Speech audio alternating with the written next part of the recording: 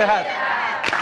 Pemirsa, bersama saya sudah Dr. Wismandari, Wisnu seorang dokter spesialis penyakit dalam, konsultan endokrin dan metabolisme. Nah, Dr. Wismandari, saya yakin di antara penonton di studio juga dan pemirsa di rumah, banyak yang seperti saya. Kenapa tuh? Memang udah tahu sih sebenarnya kalau makanan berlemak itu memang kurang baik dong untuk kesehatan kalau terlalu banyak konsumsi. Tapi terlalu enak dan godaan itu susah untuk ditolak memang. Sulit dihindari ya? Sulit dihindari sebenarnya, susah ditolak. Nah, tadi udah ngomong-ngomong mengenai kolesterol itu ada hubungan dengan batu empedu. Ya. Nah, batu empedu itu sebenarnya adanya di mana, Dr. Wismandari? Ya. Jadi kita pertama biar orang-orang sadar dulu ya di mana sih itu sebut-sebut empedu gitu. Jadi kalau kita lihat secara keseluruhan tubuh tuh bentuknya seperti ini ada paru. Nah, kita kalau ini hati ya, itu letaknya di perut cenderung ke sebelah kanan atas. Kalau dibalik, ya nggak dibalik sih kalau aslinya ya. Ini ada gini ya, ini dari depan. Di antara hati ini ada suatu kantong yang kita sebut sebagai kantong empedu atau kandung empedu ya. Nah, di sini yang kita sebut suka ada kolelitiasis tadi atau batu di kandung empedu adanya di dalam kantong ini gitu. Nah, kantong ini sebenarnya manfaatnya ada ya, Dr. Wismandari ya. Oh, tentu dong. Kalau enggak diciptakan sama Tuhan kan gitu. Iya, jadi fungsi dari kantong empedu atau empedu itu sendiri adalah menghasilkan cairan empedu. Nah, cairan empedu ini fungsinya adalah mengemulsikan atau memetabolisme lemak yang kita makan. Mencerna lemak lah ya. Iya, mencerna lemak. Jadi kalau kita ada makan makanan yang berlemak, nah itu seperti diolah lah oleh si cairan empedu ini gitu. Jadi kalau si empedunya ini tidak menghasilkan cairan yang cukup, jadi lemak yang dimakan itu tidak tercerna dengan baik sehingga itu akan mengumpul gitu di peredaran darah kita gitu. Nah, di sini di kantung ini bisa menghasilkan batu juga ya? Bukan cuma batu akik ya dari sini, bisa batu apa aja. Nah, tadi batu empedu tadi itu sumbernya dari mana aja kok bisa ada batu di sini? Jadi batu empedu itu yang paling sering memang kebetulan kolesterol, terbuat dari kolesterol. Makanya sangat tidak disarankan untuk makan kolesterol terlalu banyak karena itu akan menjadi bahan dasar terbentuknya batu kolesterol tersebut. Batu kolesterol itu, batu empedu itu yang paling banyak, itu sekitar 80% batu-batu yang kita lihat sini ya. Jadi batu yang bisa muncul di kandung empedu atau gallbladder ya bahasa Inggrisnya itu adalah terbuat dari kolesterol ya 80%. Jadi sebagian besar itu memang terbentuknya karena itu. Tapi batunya sendiri sebenarnya ada terbuat dari bahan lain juga yaitu dari kalsium juga. Kemudian ada pigmen bilirubin gitu ya. Nah, itu hal-hal tersebut jarang sekali bikin sampai timbulnya batu. Yang paling sering memang kolesterol. Tapi bukan nggak mungkin ada yang lain juga ya gitu.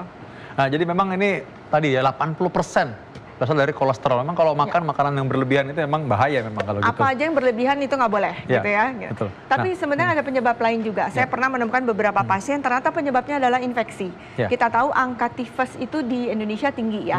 Nah, sering ya nggak sering sih tapi lumayan beberapa kali saya temukan pasien tersebut ada batu kandung empedu masih muda di mana itu sebenarnya sangat jarang terjadi. Ternyata penyebabnya adalah tifus yang berulang-ulang.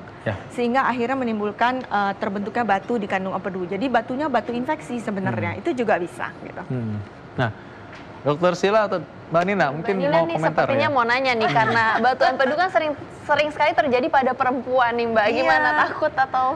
Iya sih Dok, apalagi saya hobinya makan makanan kolesterol, nasi padang gitu ya. Kadang-kadang kan orang berpikir bahwa oh orang kurus tuh enak ya jauh dari kolesterol gitu. Padahal nggak juga ya Dok ya? Nggak juga, itu kita udah beberapa kali membahas bahwa ternyata orang yang berpenampilan kurus itu tidak menjamin bahwa kolesterolnya akan lebih baik dibanding yang gemuk.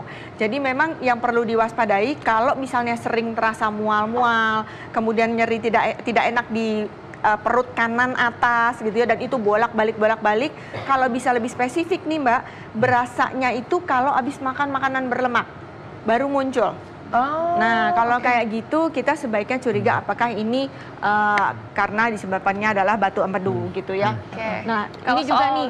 Ini ya mau nanya mitos ya. Obat-obatan. Ini salah satu yang memang paling nggak enak nih ya, mual-mual dan biasa pasien datang itu kepada kita, aduh rasanya nggak enak banget ya Dokter Sila ya. Dokter Sila pasti punya pengalaman juga kan dokter begitu ya.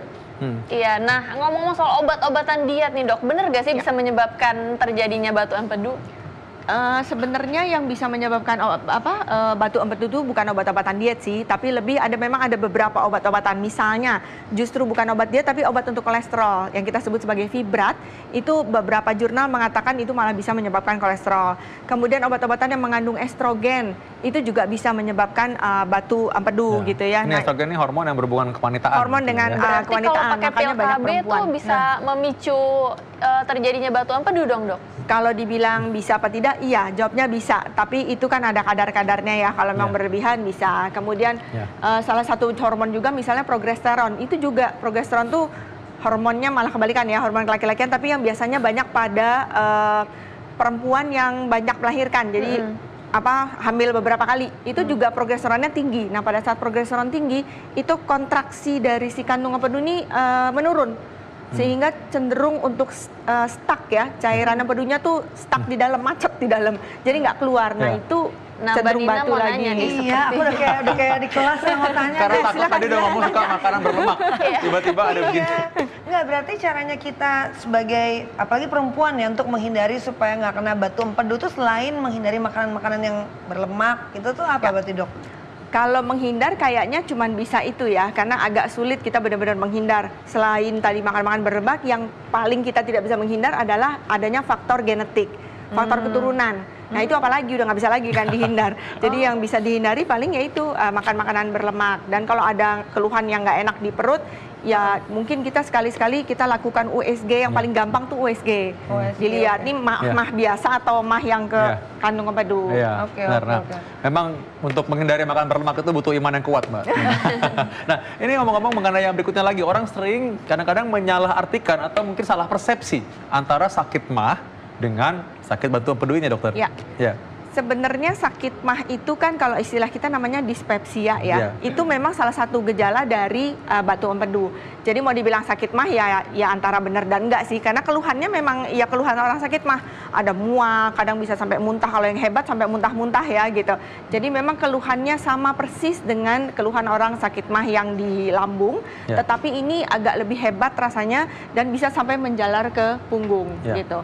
Kalau yang berat sampai ada peradangan itu bisa sampai demam gitu ya. Nah udah kayak gitu sih nggak ada jalan lain, memang harus ke rumah sakit gitu. Tapi justru yang bahaya yang gejalanya tanggung ya, yang cuman mual-mual kayak orang sakit mah biasa, itu ya sama persis gejalanya. Jadi mesti waspada tuh ya semua ya, pemirsa di rumah juga. Kalau mau check up tuh, Dok, berarti semua check up USG segala macamnya gitu kan, biasanya kita check up setahun sekali gitu kan, Dok, untuk melihat kondisi kesehatan kita gitu.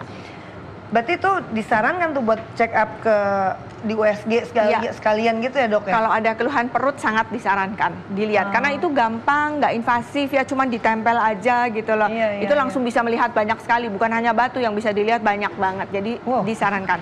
Oke, nah ada mitos atau fakta nih, Dok, bahwa apel bisa membersihkan batu empedu. Bener gak tuh, Dok? Membersihkan batu empedu dengan apel. Dok. Dengan apel. Jadi makan apel bisa membersihkan batu empedu katanya. Oke. Kandung empedu itu kalau memang sudah ada batunya, itu nggak ada istilah dibersihkan. Karena dia tersembunyi di dalam kantung tadi itu gitu, jadi nggak bisa keluar, udah nggak bisa gitu ya. Kalaupun bisa keluar, kalau batunya kecil-kecil banget kayak pasir, itu bisa keluar lewat salurannya. Tadi mungkin kalau ada gambarnya, dia bisa keluar lewat saluran, tapi bukan terus makan apel dia jadi keluar gitu sih, enggak gitu ya. Dan pada saat dia keluar itu justru terasa rasa sakit. Itu karena pas keluar batunya nyenggol-nyenggol di saluran tuh, nah itu sakit baru justru. Sakit banget ya, Dok, kalau masih di dalam kandung empedunya malah nggak ada rasa apa-apa, karena dia tenang, damai di situ. Tenang, damai. Oke, ini kalau orang sudah terlanjur, dia misalnya sudah di USG, lalu sudah ada memang dilihat ada batu dalam empedunya. Obat-obat apa yang biasa dikonsumsi dan mungkin apa penanganannya selain operasi ya? Takut pasti kalau orang operasi.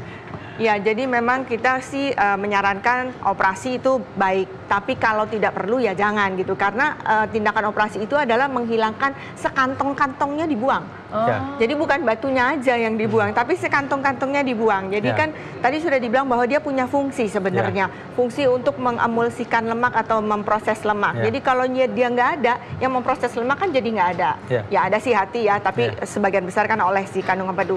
Jadi kalau misalnya dia sudah keburu ada sih obat-obatan yang fungsinya sedikit meluruhkan lemak batu-batu gitu ya.